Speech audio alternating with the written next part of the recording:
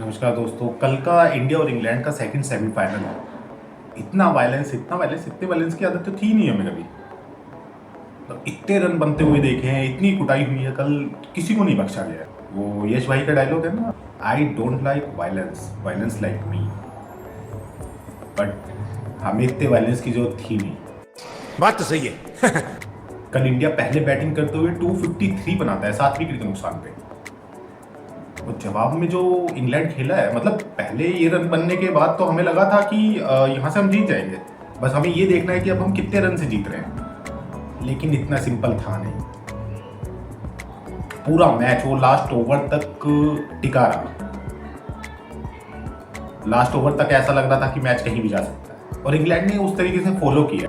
जब संजू सैमसन और अभिषेक बैटिंग करने के लिए आए तो जो पूरे टूर्नामेंट की कहानी रही है, अभिषेक शर्मा इस मैच में भी नहीं चले। मतलब इंडिया ने सोच लिया है कि हम 10 प्लेयर के साथ ही खेल रहे हैं। एक मैच समझ में आता है, 2 मैच समझ में आता है, 7 मैच खेले आपने और 7 मैच में इतना गंदा रिजल्ट, कहानी समझ से बाहर है। हालांकि संजू ने काफी समझा भी रहे थे कि भाई ज्यादा हाइपर मत हो, इजिली आराम से खेल, कोई दिक्कत नहीं है, मैं सामने से मार रहा हूँ। और संजू सामने से हिट कर भी रहे थे। वो पिछले मैच से ही सेट होके आए थे। पिछले मैच में 97 पे नॉट आउट गए थे, वो आउट हुए ही नहीं थे। और इस मैच में भी शुरुआत उन्होंने कुछ वैसी ही की थी। जोफ्रा आर्चर का वो पहला ओवर, वो जोफ्रा आर्चर को क्या आड़े हाथ लिया उन्होंने। पूरे मैच में जोफ्रा आर्चर को तो दबा के तोड़ा है। तीसरे नंबर पर ईशान किशन आते हैं। ईशान किशन ने भी अच्छा साथ निभाया कल संजू का। ईशान किशन ने कल 39 रन बनाए सिर्फ 18 बॉलों पे। अपना काम बखूबी कर गए। इन दोनों में से एक का चलना जरूरी नहीं था। अभिषेक और ईशान में से किसी एक को बैटिंग करनी थी। लेकिन अभिषेक पे इस टूर्नामेंट में अब भरोसा नहीं हो रहा है कि अब कुछ हो भी पाएगा। बचा ही क्या, अब सिर्फ एक मैच बचा है। ईशान ने कल 39 रन बनाए और संजू के साथ सेकंड विकेट के लिए 97 रन की पार्टनरशिप की, जो कि जबरदस्त थी। और अच्छे स्ट्राइक रेट से खेला है कल। ईशान 216 की स्ट्राइक रेट से खेला है कल। और संजू ने भी 89 रन बनाए। पिछले मैच में 97, इस मैच में 89। वहां सेंचुरी 3 रन से रहती है और यहाँ 11 रन से।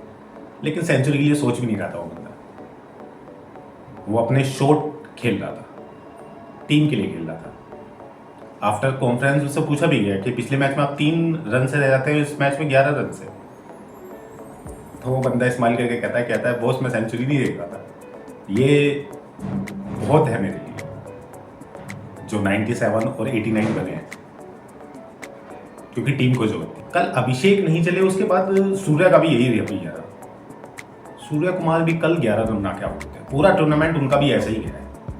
कैप्टनसी अच्छी हुई है, उसकी वजह से मैच जीते हैं, लेकिन बैट से रन नहीं आए हैं।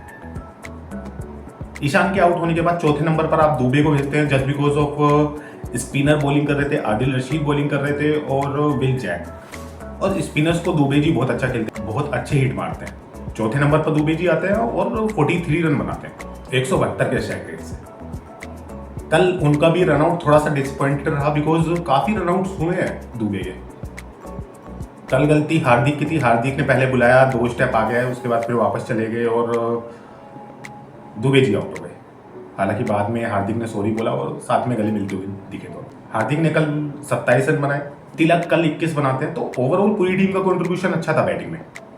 अब अगर इन दोनों प्लेयर्स को छोड़ दें, अभिषेक को और सूर्य को, बाकी सबने रन बनाए और उसी की बदौलत इंडिया 253 रन बनाता है।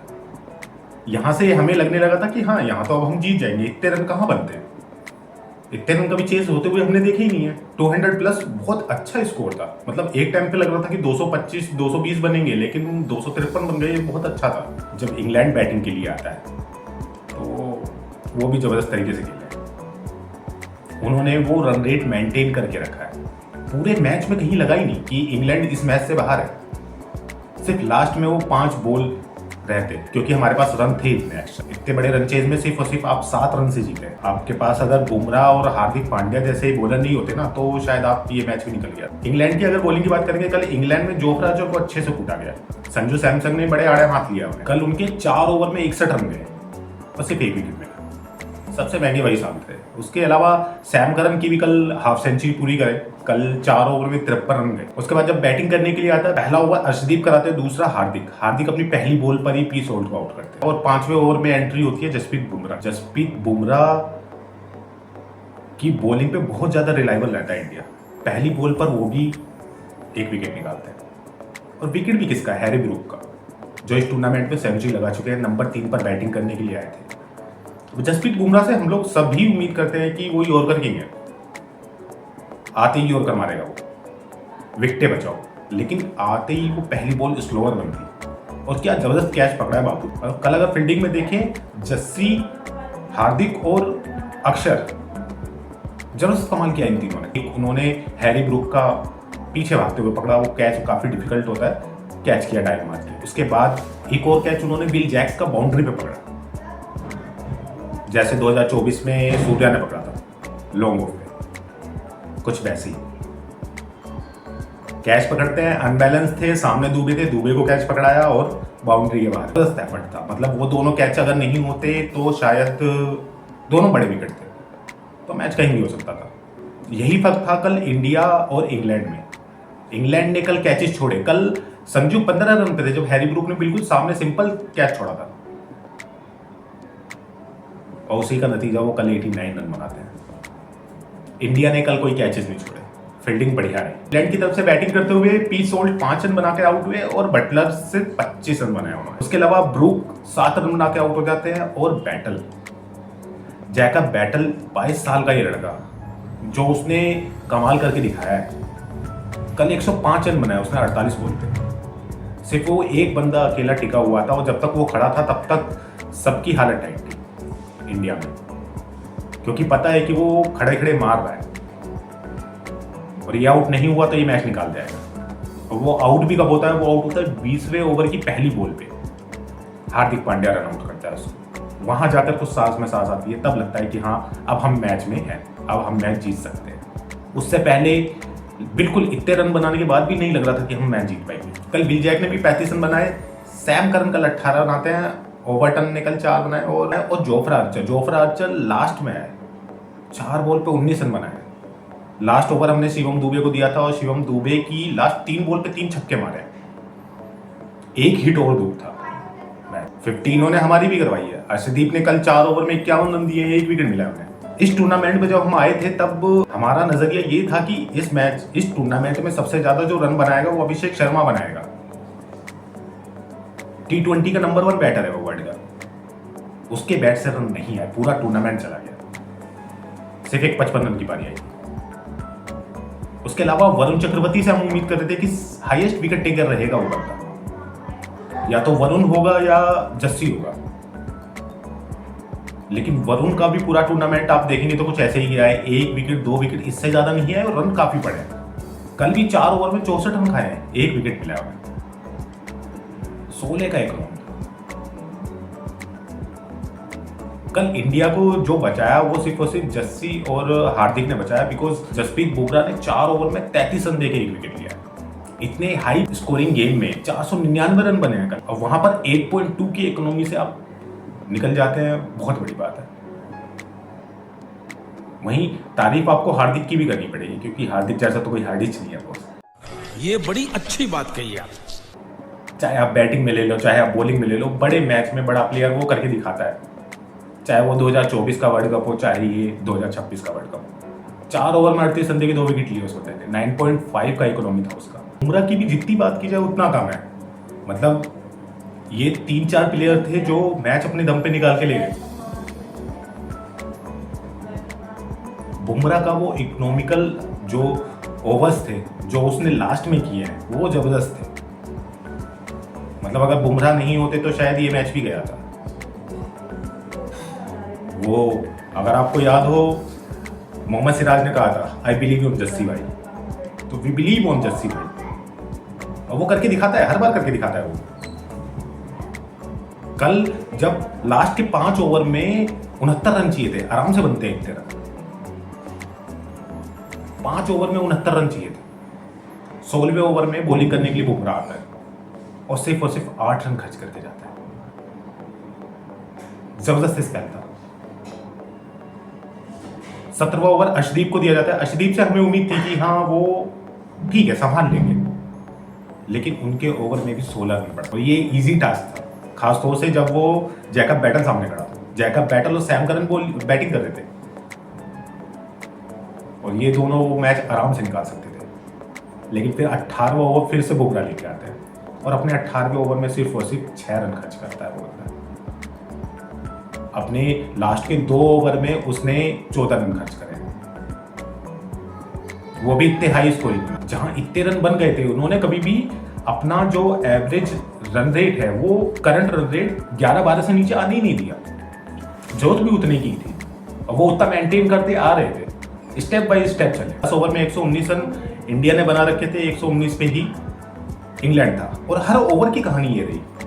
विकेट्स में एक आध विकेट आगे था, 1-2 विकेट ज्यादा गिरे थे इनके, लेकिन रन इन्होंने प्रॉपर मेंटेन किए हुए थे और कहीं से कहीं लगा ही नहीं इस मैच में कि वो पीछे है। 18वें ओवर में सिर्फ 6 रन देकर जाते हैं और उसके बाद 2 ओवर में 39 रन की जरूरत थी। 19वां ओवर हार्दिक पांड्या लेके आते हैं और हार्दिक पांड्या क्या कमाल किया है कल सुनने में।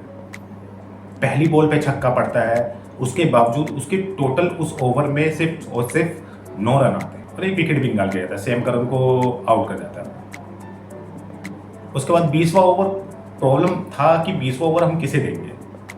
ये पिछले वर्ल्ड कप में हम देख चुके हैं। पिछले वर्ल्ड कप में अक्षर पटेल को हमने 1 ओवर दिया था और उस ओवर में 22-23 रन आ गए थे और वहां पर हम बैकफुट पे चले गए थे, लेकिन बाद में जसप्रीत बुमराह और हार्दिक पांड्या ने उस प्रेशर को मेंटेन किया और विकेट्स निकाले, जिसकी वजह से हम 2024 वाला वर्ल्ड कप जीते थे।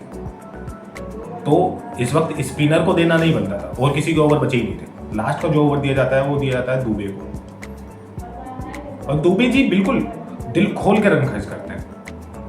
हालांकि 30 रन थे लास्ट ओवर में, 6 बॉल पर 30 रन चाहिए थे। दिक्कत ये थी कि जैकब बैटल अवेलेबल था। पहली बॉल पर वो बंदा 2 रन के लिए भागता है और हार्दिक पांड्या उसको आउट कर देता है। वो मैच का टर्निंग पॉइंट था। वहां पर हम लोगों को बिलीव हो गया था कि यहां से अब हम मैच जीत जाएंगे, क्योंकि 5 में 29 तो नहीं बनते। फिर 5 छक्के लगातार लगना बड़ा डिफिकल्ट है, लेकिन दुबे जी ने कहा कि मैं हूं ना। जाते जाते 3 छक्के खाए उन्होंने, 22 रन खर्च करे उस ओवर में। किसने बोला था? लो सुना क्या? ये भी मेरी गलती है। नहीं भाई मेरी गलती है। नहीं मेरी गलती है। नहीं बाबा नहीं मेरी गलती है यार। मतलब एक भी अगर 9 बॉल गलती से हो जाती तो पता नहीं क्या होता। 499 रन इस मैच में बनते हैं, जो कि वर्ल्ड कप का हाईएस्ट है। और अगर आप T20 की बात करें तो T20 में इससे पहले बने हैं ना, इससे पहले 517 रन बनाए हैं वेस्ट इंडीज और साउथ अफ्रीका के मैच में, सेंचुरियन में बने हैं 2023 में। तो सेकंड हाईएस्ट है। सिक्सेस की बात करेंगे तो सबसे ज्यादा सिक्सेस पड़े इस मैच में, 34 छक्के लगे हैं, जिसमें इंडिया ने 19 मारे। ये मोस्ट था, क्योंकि इससे पहले 31 छक्के लगे थे वेस्ट इंडीज और जिम्बाब्वे वाले मैच में, जिसमें वेस्ट इंडीज ने 19 छक्के मारे थे। टोटल 31 लगे थे वहां पर। यहाँ पर टोटल लगते हैं 34 जो कि मोस्ट है इस टूर्नामेंट का। बाउंड्रीज बहुत कल गई, 39 चौके लगे हैं, टोटल 73 बाउंड्री लगी। इंडिया चौथी बार वर्ल्ड कप के फाइनल में है और पिछले 3 में से 2 बार वो फाइनल जीता है, 2007 में और 2024 में।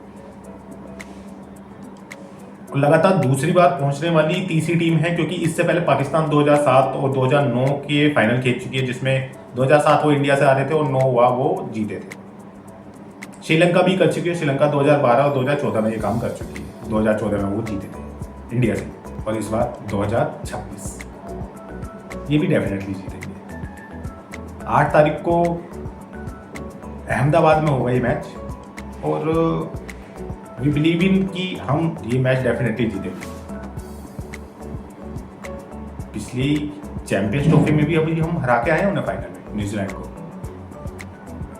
जो कि पाकिस्तान होस्ट कर रहा था 2025। अगर आप आईसीसी के टूर्नामेंट में देखें तो लगातार 4 आईसीसी के टूर्नामेंट के हम फाइनल में, जिसमें से पिछले 3 में से 2 जीते हैं। 2023 का वर्ल्ड कप हारे थे, तो उसके बाद 2024 T20 का वर्ल्ड कप हम जीते, 2025 चैंपियंस ट्रॉफी हम जीते और उसके बाद ये 2026 T20 वर्ल्ड कप, ये भी हम डेफिनेटली जीतेंगे।